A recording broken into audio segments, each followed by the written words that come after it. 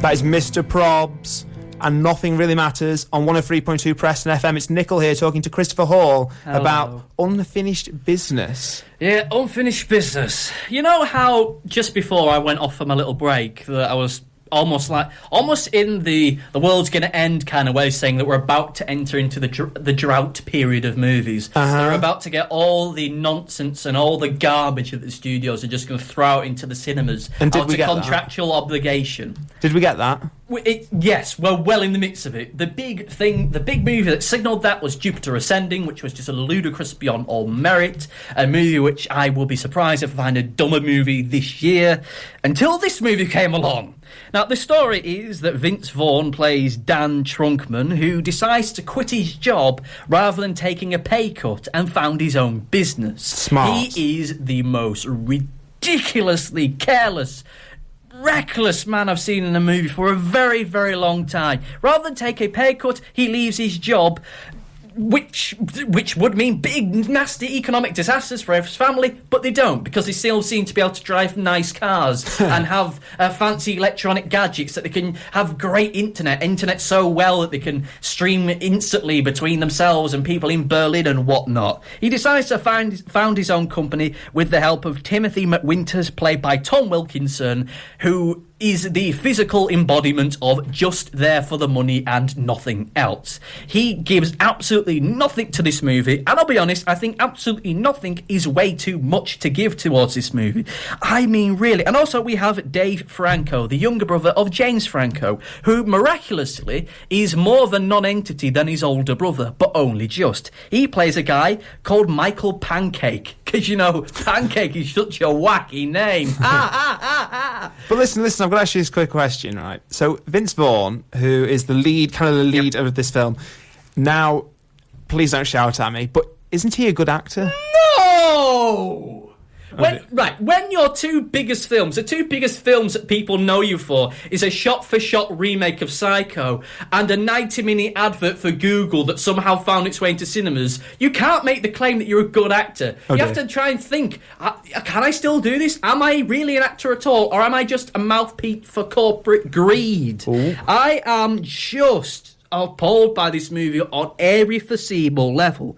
Right, so just one thing to start get this in motion, to try and give me an in into this, because I am just so gobsmacked by this movie, is that this movie starts out in the most infuriating way possible. It starts off mid-conversation.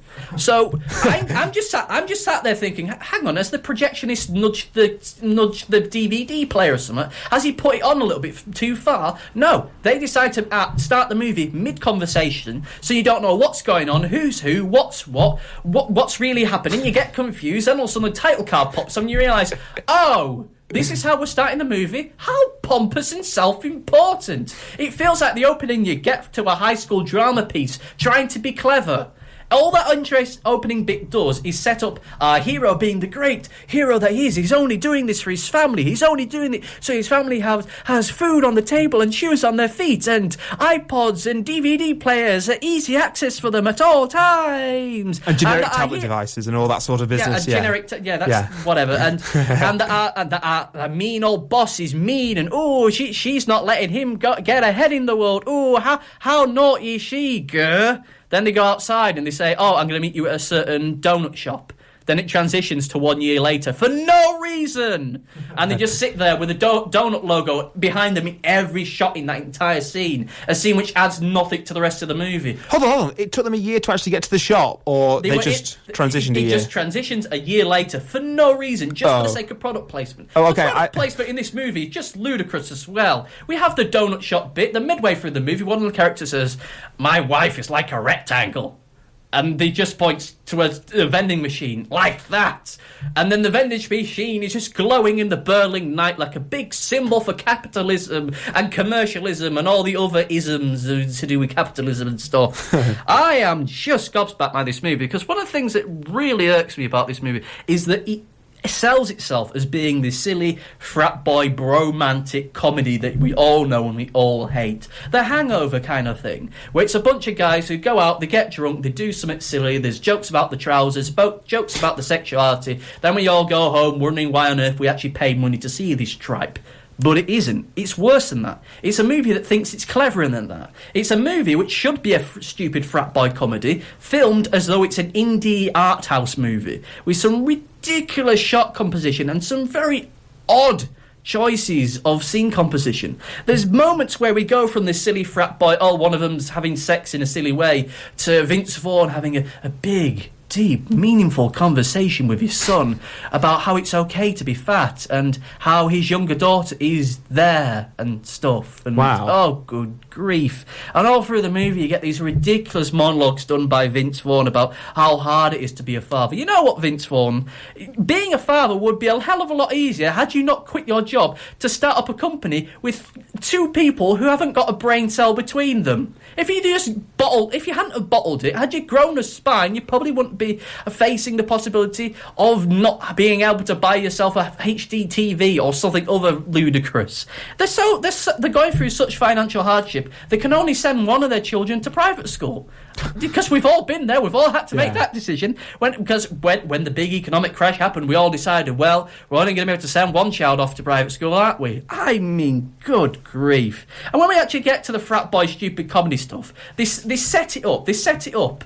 They announce what all the set pieces are going to be because, they're going to Berlin because, when I think wacky shenanigans, I think Berlin. It's at Berlin, they can't get a hotel room because of the G8 summit. So there's going to be G8 political things. And there's also the Berlin Marathon. So one of them's going to end up having a Berlin Marathon runny thing. And, it's also Oktoberfest. So one of them's going to start getting drunk and doing wacky things. And, look, it's also a gay pride festival. So there's going to be jokes about gay people because that's perfectly okay, isn't it, boys and girls? Good grief. Is that all at the same time? All of that is at the same time the same place? Yeah, somehow it is. But miraculously, it has no impact on the movie whatsoever. The G8 thing is in the background. The Oktoberfest thing is only mentioned in one brief monologue with Vince Vaughn drinking out a beer stein. And the Boston Marathon bit, the running along, the only bit that's actually developed in any way is the bit about the gay pride thing, and it's done in the way that you kind of wish that Hollywood would grow up and stop making jokes like this.